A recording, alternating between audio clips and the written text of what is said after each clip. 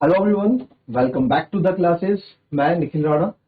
Class 12 का हमारा जो टॉपिक चल रहा है दैट इज कंडीशन प्रोबेबिलिटी। और probability, condition probability, theorem law probability, Bayes theorem, सबके क्वेश्चन हम इसमें मिक्स करके क्वेश्चंस कर रहे हैं। तो इसी को क्लास को आगे बढ़ाएंगे और कंटिन्यू रखेंगे। और आज का पहला क्वेश्चन है कि a laboratory blood test is 99% effective. ठीक है, a laboratory blood test is 99% effective in detecting a certain disease। देखिए, कोई सा भी क्वेश्चन आपके पास अगर आता है किस चीज का, प्रोबेबिलिटी का, तो जाहिर सी बात है थोड़ा अच्छा लेंथ उस क्वेश्चन का होगा। तो उस लेंथ के क्वेश्चन को देख के काफी बच्चे एग्जाम में घबरा जाते हैं कि यार इतना बड़ा क्वेश्चन, इतना सारा क्वेश्चन हमसे कैसे होगा, हमसे तो नहीं हो पाएगा, है ना। इस तरह का रहता है दिमाग में, बट ऐसा नहीं है। क्वेश्चन बहुत इजी रहते हैं, बस उनकी इंफॉर्मेशन गैदर करना आपको आना चाहिए कि क्या क्वेश्चन बोल रहा है। सब चीजें आपके पास अगर हैं तो फॉर्मूले में रख के अपना कर दो, उसके बाद मुझे नहीं लगता इससे ज्यादा कुछ होगा। ठीक है, तो जैसे हम करते हैं, जैसे हम करते आ रहे हैं, वैसे ही इस क्वेश्चन को और आगे पुख्ता करेंगे। A laboratory blood test is 99% effective in detecting a certain disease। भाई एक लैबोरेटरी ब्लड टेस्ट, एक लैबोरेटरी जहाँ पे लैब, पैथोलॉजी लैब है, जहाँ हम टेस्ट करने जाते हैं, है ना। तो 99% effective in detecting a certain disease. वो सर 99% इफेक्टिव है। 99% इफेक्टिव है का मतलब क्या है कि सर 99% वो इफेक्टिव है कि वो certain disease, 99% effective in in detecting a certain disease. किसी भी डिसीज को डिटेक्ट करने के लिए 99% इफेक्टिव है। 99% इफेक्ट दिखाती है when it is in fact present, यानी कि when it is in perfect present, मतलब कि अगर किसी बंदे को बीमारी है तो 99% चांसेस है वो बताएगा कि इसको बीमारी है ना, गलत रिपोर्ट नहीं दिखाएगा। कहने का मतलब ये है।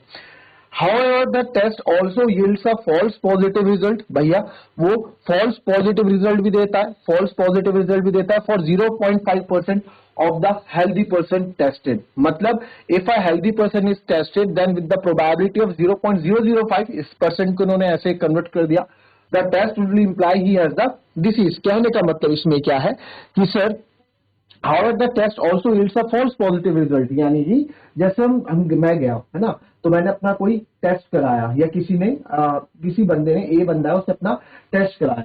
वो ए बंदे ने टेस्ट कराने गया एक लैब में, वो हालांकि हेल्दी है, ठीक है, बट उसको एक टेस्ट कराने गया, उसने लगा कि भाई आपका हीमोग्लोबिन कम है, या ब्लड आपके शरीर में ब्लड कम है, एक लैब में हो गया।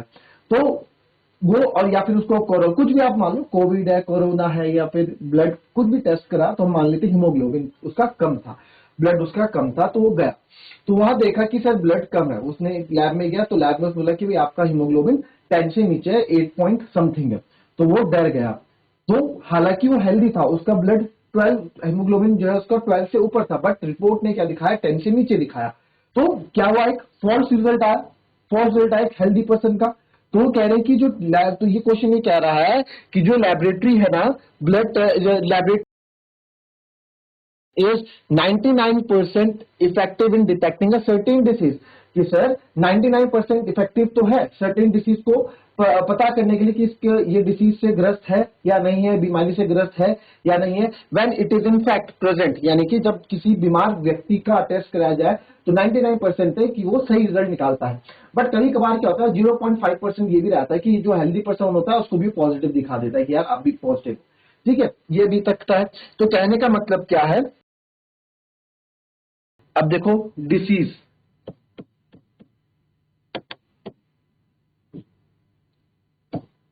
सर जिनको डिसीज है, यानी कि जिनको डिसीज है हमारे पास, है ना, तो उनको क्या है 99% पॉजिटिव दिखा देता है। अभी तक की इंफॉर्मेशन जो हमारे पास आई है वही है।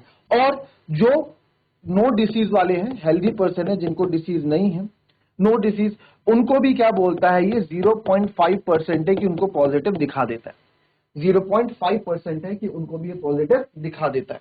ठीक है, तो ये हमने मान लिया डिसीज, और ये हो गया नॉट डिसीज वाले बच्चे, जो जिनको डिसीज नहीं है बट फिर भी 0.5% चांसेस उनको पॉजिटिव दिखा देता है। इसलिए बोलते हैं बच्चों कि जब आप आपके बड़े कभी टेस्ट करें, कहीं आपके लैब टेस्ट आप कर रहे हैं और लैब टेस्ट में आपका कभी कोई चीज पॉजिटिव आ जाए, तो उसको जरूर क्रॉस चेक करना चाहिए दूसरी लैब में जाके, है ना। ऐसे नहीं कि आप फालतू दवाइयां खा रहे हैं, आप बिल्कुल हेल्थी हैं, टेस्ट में रिपोर्ट आ गया कि देखो आजकल तो देखो बहुत धांधलियां चलती हैं, बहुत धांधलियां चलती हैं आपकी। मैं सबके लिए नहीं बोल रहा हूँ, कोई कोई है पैसे कमाने की होड़ इतनी हो चुकी है कि लोगों को सोचते नहीं, लोगों के हेल्थ के बारे में। आप फिट है, ठीक है, आप गए लैब ने क्या करा, लैब ने रिजल्ट निकाल दिया, लैब ने पॉजिटिव रिजल्ट निकाल दिया, ठीक है, अब आप परेशान हो गए तो अब वो दवाई लेने जाएगा, अब उसका और खर्चा होगा, है ना, वो दवाई लेगा उसके लिए। अगर आप फिट हुए तो क्या, लैब टेस्ट का पैसा दिया, फिट हुए घर चलेगा कि मैं तो फिट हूँ, तंदुरुस्त हूँ। बट अगर फिट नहीं है तो क्या करोगे, डॉक्टर के पास बैठोगे, उसके डॉक्टर के पास डॉक्टर देखेगा, डॉक्टर अपनी फीस लेगा, दवाई लिखेगा, दवाई वालों के अलग पैसे बनेंगे, उनका अपना कट रहता है, सबका अपना अपना चल रहा है इस देश में। तो अपने आप से जागरूक हो, खुद से जागरूक हो। कभी भी ऐसा भगवान करे ऐसा मौका ना आए, बट कभी भी इन द केस, कभी भी आपके घर वाले, आपके जानने वाले, कभी भी किसी को पॉजिटिव कहीं टेस्ट आता है तो एक बार क्रॉस चेक जरूर कराएं दूसरी लैब में, है ना। कुछ भी हो सकता है कि रिजल्ट देखो, nobody will be 100% perfect, वो भी तो मशीनरी है यार, मशीनरी में तो एरर आ सकता है ना, ठीक है। तो कोशिश करें कि आप जब इस तरह का हो तो कोशिश करें कि दूसरी जगह भी क्रॉस चेकअप करा दें, ठीक है। चलिए अब वापस क्वेश्चन पे आते हैं। If 0.1% of the population actually has the disease, अच्छा 0.1% of the population has actually has the disease, तो बोल रहा है what is the probability that a person has the disease given that his test result is positive. क्या पूछ रहा है, चलो पहले क्वेश्चन पे वापस आते हैं। क्वेश्चन क्या पूछा है, व्हाट इज द प्रोबेबिलिटी, यानी सर प्रोबेबिलिटी पूछा है किस चीज की, that a person has the disease, person को डिसीज है, गिवन दैट वाला सर नीचे आता है, given that the test result is positive. Sir test result मेरा पॉजिटिव है, टेस्ट रिजल्ट मेरा पॉजिटिव है, और क्या प्रोबेबिलिटी कि जो पर्सन को क्या होगी, डिसीज होगी, तो पी डी वाई पॉजिटिव आपसे यहां पे बोला है निकालने के लिए, ठीक है। ये हमने क्वेश्चन का एक रफली आइडिया यहाँ पे बना दिया। अब सर इसने ये भी बात की, एक 0.1% वाली बात, ये समझ में नहीं आई सर, ये समझ में नहीं आई 0.1% वाली बात। अच्छा पहले पूछ क्या आ रहा है, पहले पूछ क्या आ रहा है उस पर भी देख लो, ये समझ में आया ना, पूछ क्या आ रहा है, क्वेश्चन देख लो एक बार, आप भी पढ़ लो इस क्वेश्चन को एक बार,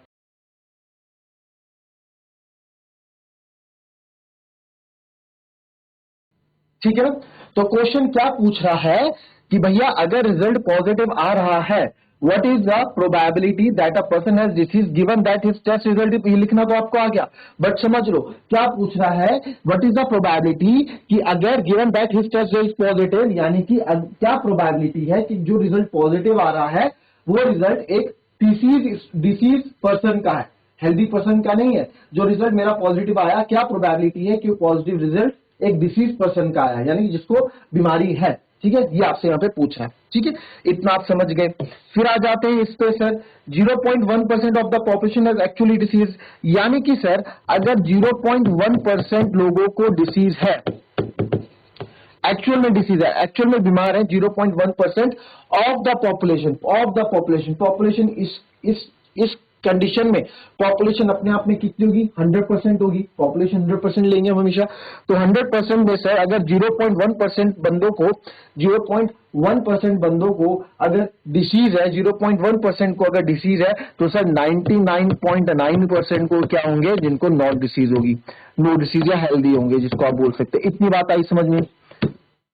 अगर 0.1% of the population actually has the disease, अगर 0.1 को परसेंट को डिसीज है, तो 100% में से 0.1 को डिसीज बचे कितने, 99.9% बचे सर जिनको डिसीज नहीं होगी, जिनको डिसीज नहीं होगी। मानते हो इस बात को, क्लियर है, इतना इतना देख लो एक बार, क्लियर है।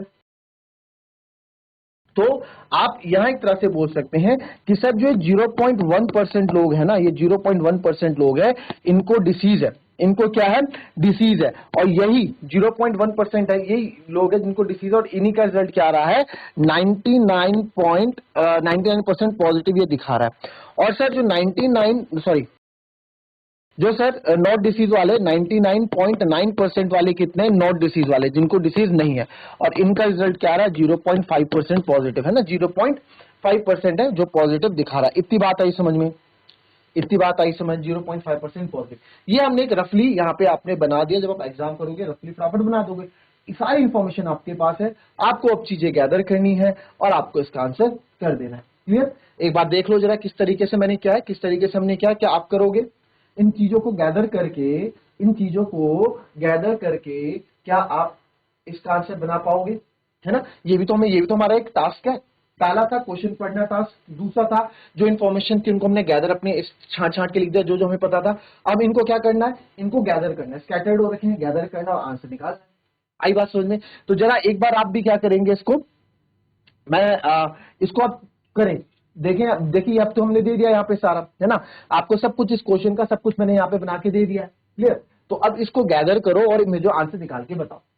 कोई बात नहीं, टाइम ले लो, 1 मिनट 2 मिनट, और वो अपनी कॉपी में लिखो, फिर यहाँ से क्रॉस चेक करो कि हमने सही किया है या गलत किया। ठीक है, करें।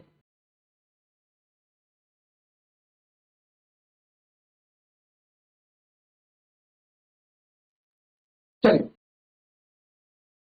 तो बना दिया होगा आप लोगों ने। आइए देखते हैं। तो हम इवेंट ले लेते हैं इसमें, राइट, इवेंट ले लेते हैं। इवन एक इवेंट लेते हैं कि people have disease, people have disease.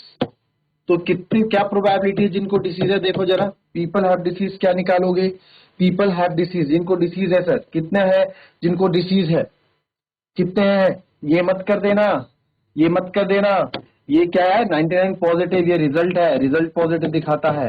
People have disease कितना है, 0.1% लोग हैं जिनको क्या है, डिसीज है, 0.1%।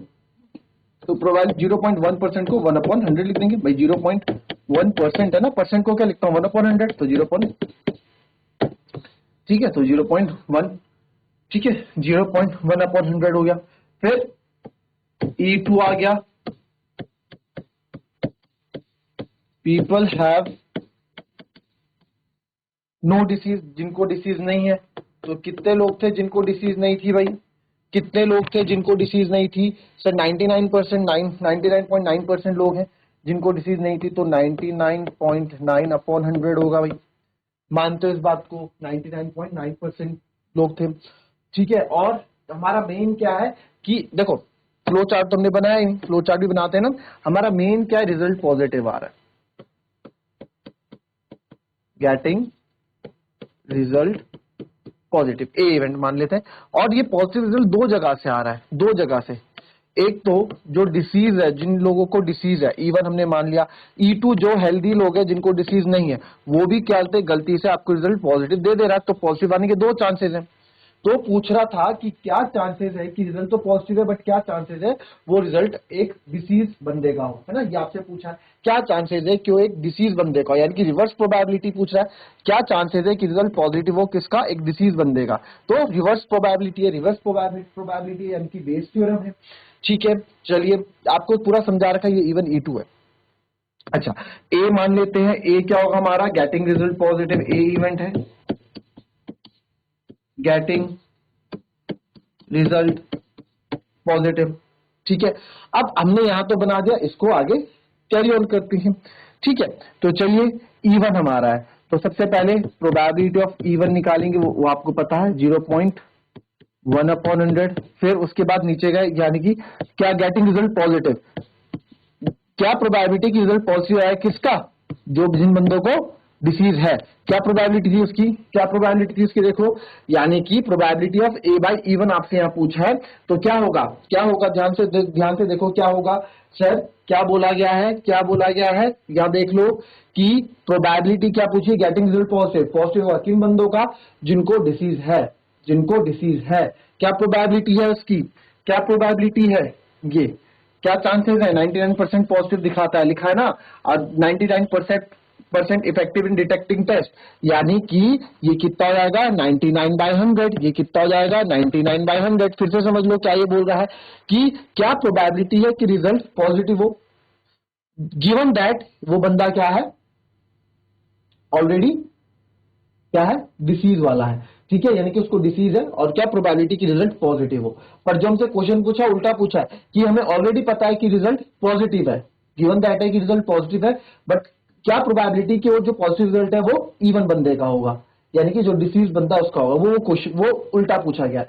बट ये क्या है, हमें probability of getting result positive, probability of getting result positive of of disease person 99%, है ना, यानी कि सर 99% रिजल्ट वो पॉजिटिव दिखाता है किनका, डिसीज पर्सन का, तो वो चीज हमने यहाँ पे लिख दी है। ठीक है, फिर आ जाते हैं प्रोबेबिलिटी ऑफ E2 पे। प्रोबेबिलिटी ऑफ E2 पे सर प्रोबेबिलिटी ऑफ E2 थी हमारी 99.9%, 99.9% अपॉन 100, और बचा कितना सर, अब प्रोबेबिलिटी ऑफ E2 यानी कि probability of positive result positive आ जाए एक हेल्दी पर्सन का, उसकी क्या प्रोबेबिलिटी है कि एक हेल्दी पर्सन का रिजल्ट आ जाए, तो सर हेल्दी पर्सन का जिसको डिसीज नहीं है उसकी क्या चांसेस है, 0.5% चांसेस है, तो सर ये हो जाएगा 0.5 अपॉन 100, ये हो जाएगा सर 0.5/100। आई इतनी बात समझ में क्लियर है सबको, कोई दिक्कत नहीं है, क्लियर है सबको, राइट? ठीक है, इजी, कोई दिक्कत नहीं है। चलिए अब हमें जो निकालना है वो निकाल देते हैं। हमें क्या निकालना था, हमने अपनी कहानी बनाई थी, अगर हम भूल जाते हैं, देखो यही तो फायदा होता है रफ में इतना सब करने का, यानी probability of given that it is positive but क्या डिसीज का, यानी कि E1/A हमको निकालना है। हमें प्रोबेबिलिटी ऑफ E1/A यहाँ पे निकालना है, तो नंबर ऑफ फेवरेबल आउटकम्स, तो सबसे पहले probability of E1 multiply by probability of, क्या रिजल्ट है पॉजिटिव है A/E1 upon probability of E1 into probability of A/E1, ठीक है, फिर plus probability of E2 into probability of A/E2, ठीक है। तो कैलकुलेशन आप लोग कर लेंगे कि बता दें, चलो बता देते हैं, कर लेते हैं साथ साथ कैलकुलेशन भी, कोई दिक्कत नहीं है।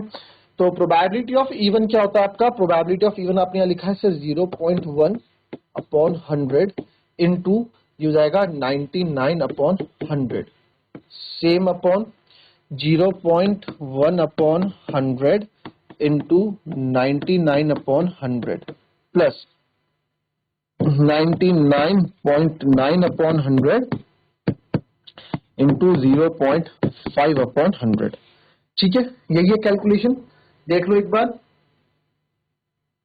ठीक है।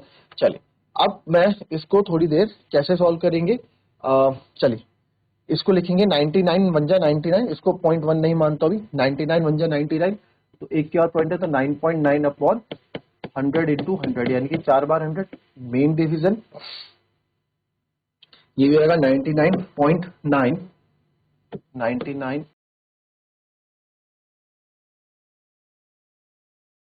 99 था ना, 99 इंटू 1 99, तो 9.9 ही आएगा, 9.9 अपॉन 1 2 3 4 प्लस यहाँ पे आएगा 99.9 इंटू 0.5, तो मैं 5 से इसको मल्टीप्लाई कर लेता हूँ, तो मैं इसको 999 मान लेता हूँ, 999 इंटू 5, 999 इंटू 5, तो ये आएगा 5 9 जा 45, 4 कैरी अगेन, 5 9 जा 45 और 4 49, 4 कैरी, 5 9 जा 45 और 4 49, और पॉइंट कितने के बाद है आप देखेंगे, अगर पॉइंट हमारा 1 और 1 2 के बाद, तो यहाँ भी हम 2 के बाद पॉइंट लगा देंगे, और ये आपका हो जाएगा 1 2 3 4, सेम हो जाएगा, कोई दिक्कत, क्योंकि 100 इंटू 100, डिनोमिनेटर सेम कर देते हैं इनको, इनको आप साथ में प्लस भी कर दो, चाहे 49.95 और 9.9,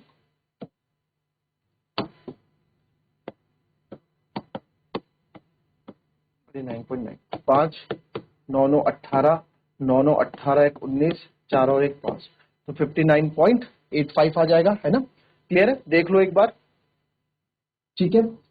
अब तो इसको आप लिखते हैं 9.9 अपॉन 1 2 3 4 अपॉन 59.85 अपॉन 1 2 3 4, तो आपको दिख रहा है यहाँ पे ये पूरा कैंसिल आउट हो जाएगा, तो यहाँ पे जो हमारे पास बचेगा ये बचेगा 9.9 अपॉन 59.85, 59.85 पॉइंट हटाएंगे इंटू 20, एक पॉइंट हटाओगे 1 0, ठीक है, सिंपल कैलकुलेशन, हमें इतना ट्रिकी नहीं करना है अभी, फटाफट सिंपल कैलकुलेशन, ठीक है। 9 का मल्टीपल देखते हैं, अगर ये है तो 9 8 5 13, 13 और 5 18, यस ये 9 के मल्टीपल है, तो डायरेक्ट 9 से काट देता हूँ, 9 से 11 टाइम, और ये कटेगा 9 6 जा 54, क्योंकि 9 7 जा 60 बड़ा हो जाएगा, 9 6 जा 54, 9 में 4 गए 5, और फिर से अगेन 9 6 जा 54, और बचेगा 4, 9 5 जा 45, ठीक है। तो और कुछ हमारे पास यहाँ बच रहा है क्या, एक जीरो से एक जीरो कैंसिल हो रहा है सर। और अगर इसको देखें 5 पंजा 5, 6 में से 5 गए 1, 5 3 जा 15 और 5 3 जा 15 और 5 2 जा 10, 5 से मैंने काट दिया। तो फाइनल आंसर आ गया 11 टू द 22/133। तो 22/133 क्या हो जाएगा, इसका आंसर हो जाएगा। क्लियर, कॉपी कर लेंगे। ठीक है, तो कैलकुलेशन तो इतनी टफ नहीं, आप कर लोगे कैलकुलेशन में। मेन चीज 3 चीजों को समझना, इनको गैदर करना। हमने गैदर किया, इनको पहले समझा, क्वेश्चन जो जो लिखा है यहाँ पे हम लिखते रहे, और उसके बाद हमने तुरंत इस चीज को एक गैदर करके अपने आंसर का जमा फैलाया, और उसके बाद हमने कैलकुलेशन किया और हमारा आंसर हमारे सामने। क्लियर, देख लेंगे एक बार, कॉपी कर लेंगे। चलिए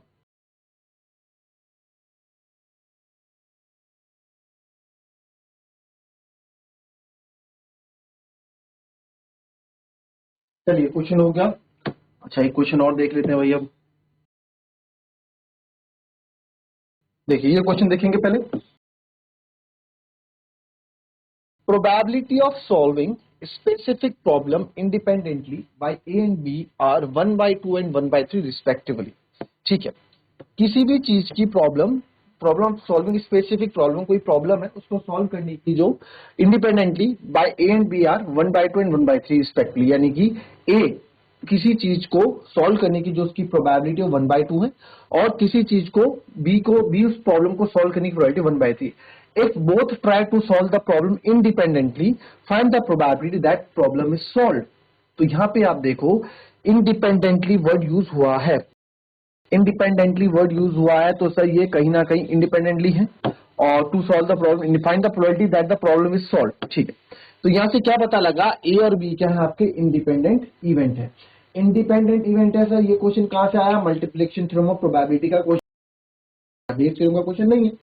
एक साथ दो, what is the find the probability that the problem is solve, क्या प्रोबेबिलिटी है कि प्रॉब्लम सॉल्व हो रही है, प्रॉब्लम सॉल्व हुई। उसने ये नहीं कहा, यहां पे उसने ये नहीं कहा कि क्या प्रोबेबिलिटी है कि प्रॉब्लम जो है ए सॉल्व कर रहा है या बी सॉल्व कर रहा है, उसने बोला या दोनों सॉल्व कर रहे हैं, कंडीशन तीनों है। उसने बोला कि प्रॉब्लम सॉल्व होनी चाहिए, क्या प्रोबेबिलिटी है। तो आइए फटाफट इसको कर देते हैं, कोई दिक्कत नहीं है। यहाँ पे हमें गिवन था कि ए एंड बी हमारे क्या इंडिपेंडेंट इवेंट्स है।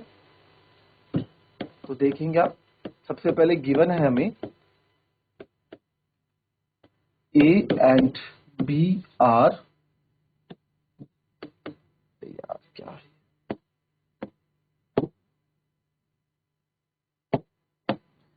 Are independent events. Independent events आपको बताना है क्या था, probability of A and B, यानी कि प्रोबेबिलिटी ऑफ ए, इसका कोई असर दूसरे पे नहीं पड़ेगा, प्रोबेबिलिटी ऑफ बी। ठीक है, चलो अब आपसे बोला कि probability of solving independently by A, A किसी काम को करता है उसकी प्रोबेबिलिटी क्या है 1/2, और बी किसी काम को इंडिपेंडेंटली करता है उसकी प्रोबेबिलिटी क्या है 1/3 है।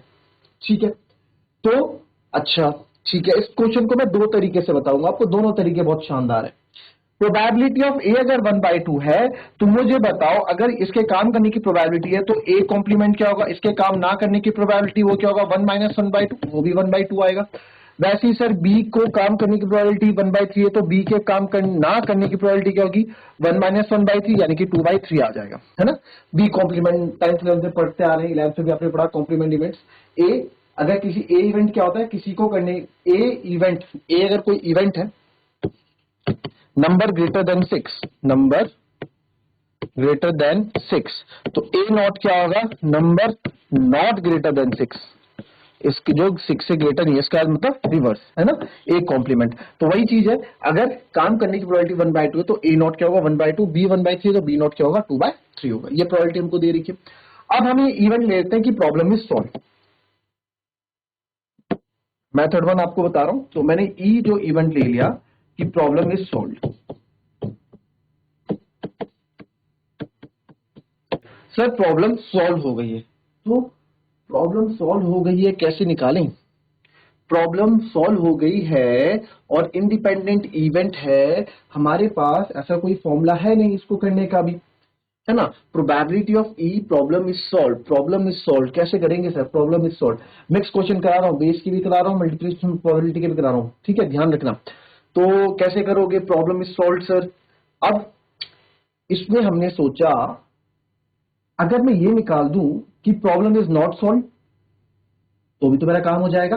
अगर प्रॉब्लम नॉट सॉल्व ना आने की, प्रॉब्लम नॉट सॉल्व, देखो ई नॉट क्या होगा, problem is not solve, problem is not solve, या फिर neither solve by A nor by B. ठीक है, ये भी मैं यहां पे लिख सकता हूं। ठीक है, ये लिख सकता हूं, ना ही ए से हुआ ना ही बी से हुआ। ठीक है, तो अब आप देखो, आपको क्योंकि हमें पता है, बिकॉज किसी भी चीज की प्रोबेबिलिटी और उसके कॉम्प्लीमेंट का जो सम होता है वो क्या होता है, 1 होता है ना। प्रोबेबिलिटी ऑफ एनी इवेंट और probability of complement of that event equals to 1। तो किसी भी चीज के होने के लिए हो जाएगा 1 minus probability of E complement. ठीक है, 1 को हम उधर ले गए। ठीक है, तो ई डैश क्या है यहाँ पे, ई कैट की neither solve by A not solve by B, यानी कि सर इसको मैं ये लिख सकता हूं यहाँ पे 1 माइनस प्रोबेबिलिटी, ना ही ए और ना ही ए से हुआ ना ही बी से हुआ, और नहीं है ए और बी दोनों से नहीं हुआ तो इंटरसेक्शन आएगा, है ना। ये आपको इंट्रोडक्शन में बताया, तो ए से भी नहीं हुआ और बी से भी नहीं हुआ। ठीक है, प्रोबेबिलिटी, एंड क्योंकि दोनों ही आपके क्या है सर, इंडिपेंडेंट इवेंट्स है, इंडिपेंडेंट इवेंट्स होते हैं तो आपको पता ही है क्या होता है, इंडिपेंडेंटली मल्टीप्लाई हो जाते हैं, तो आएगा probability of A not multiply by probability of B not. तो प्रोबेबिलिटी ऑफ ई यहां से डायरेक्ट आ जाएगा 1 माइनस, ये था 1/2 multiply by probability of B not कितना था, 2/3।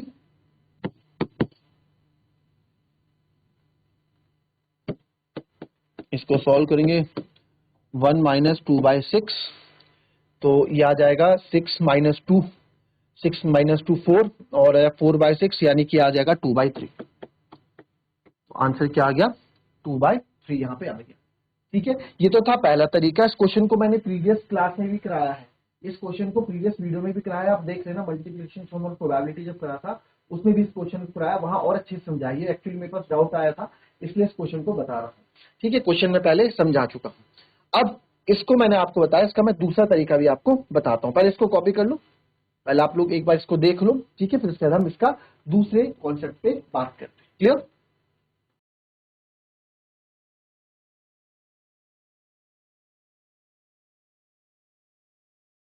चलिए मेथड 2 देखेंगे, दूसरा मेथड देखेंगे।